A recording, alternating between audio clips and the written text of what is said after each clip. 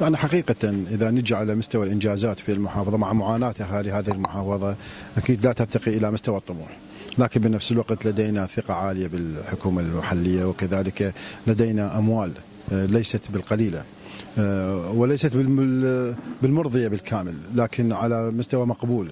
وضعت في موازنة 2021 مشاريع استراتيجية في الخالص وفي القاطون، مجاري القاطون، كذلك هناك أموال للمشاريع الاستثمارية، هناك أموال وضعت للمشاريع المتوقفة، وخصوصا تبليط أو تعبيد الطرق الرئيسية في المحافظة.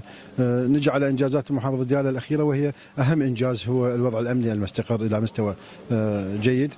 صحيح يكون هناك خروق هنا وهناك، هناك من يتصيد بالماء العكر أو يعمل جاهد بأمنيات مفقودة بأنه يعيد الوضع الأمني إلى ما كان عليه سابقا، ويكون هناك اقتتال في الشارع وتكون هناك إرهاب وميليشيات لكي يحقق مصالحه الشخصية. أنا أعتقد هذا الموضوع قد اتضح للجميع، وخصوصا العشائر قبل القوات الأمنية، بأنه هذا الوضع الأمني المتردي يخدم أصحاب الأجندات الخارجية.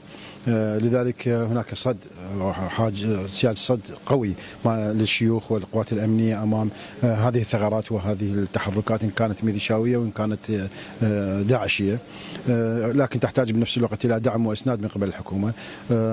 أعتقد أنه موازنة 21 ستكون فيها مشاريع كبيرة على مستوى قضاء بعقوبة، يعني بنسبة كبيرة من المشاريع الاستثمارية الموجودة في الموازنة ستصب في مصلحة أهالي محافظة ديالى عموما، وقضاء بعقوبة خصوصا إن كانت بالمستوى الطرق، وإن كان بمستوى الخدمات المياه، وإن كان بالمجاري.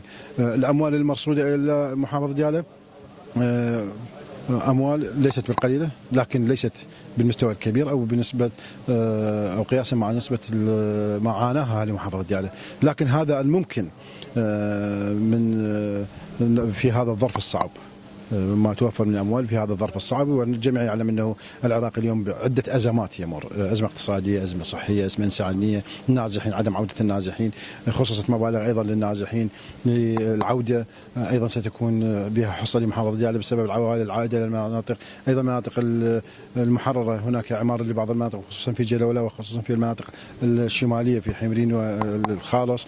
أنا أعتقد الموازنة الحالية ستغير شيء إن سارت بالاتجاه الصحيح، وعدم وجود تدخل سياسي أو أطماع سياسية في هذه المحافظة، وذهبت الأموال باتجاه المواطن. إن شاء الله. شكرا جزيلا لك سيادة النائب. كل البقية يذعنون إلها. الآن احنا عندنا جهود لمقابلة وزير المالية لموضوع 117، وإن شاء الله هذا الموضوع ينتهي. وموضوع اللي الفرق الراتب مال 2005 إلى 2007 المطونة إياها هم نفس الشيء.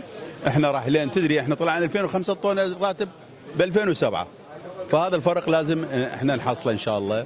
واحنا بدينا، ترى احكي لكم، بدينا احنا من ما حد يعترف بينا الى الان، احنا اذا نطب للبرلماني ياخذونا تحيه. هالقد ما احنا فرضنا نفسنا عليهم، وان شاء الله التوفيق للجميع. اهلا وسهلا.